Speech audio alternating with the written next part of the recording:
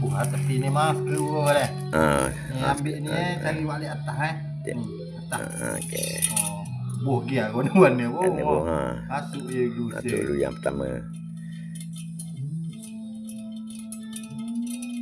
Kita main di atas dulu Okey. Lepas tu kira lah, orang tak pandai kira. 1, 2, 3. Mana giliran ikut-ikut tu. 1, 2, 3 lubang masuk sini. Masuk se. Oh, ia telah 3.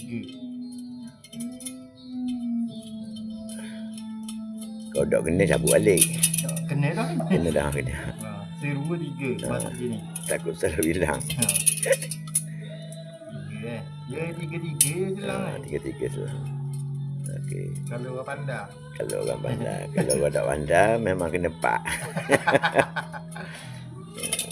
Okey, hampir-hampir nak jadi tu.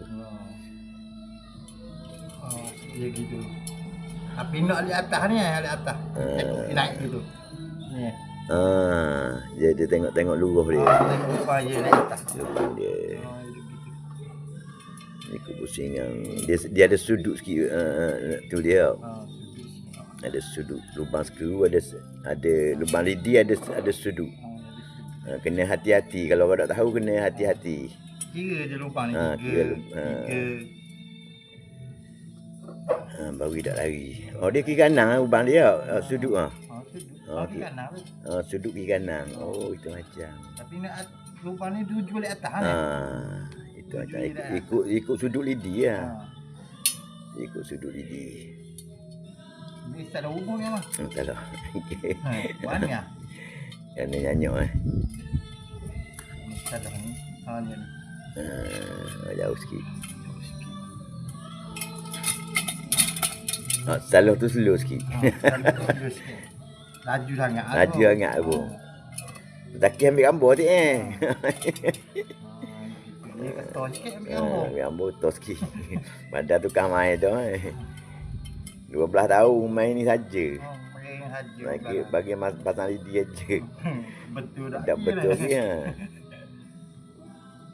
Betul saya semalam. Dari semalam tak akan minum. Lagi tak selesai. Saya main atas makanan pasal mukul luar kedah. Siapa nak belajar boleh. Siapa dia nak belajar? Okey, boleh mari. Tengok.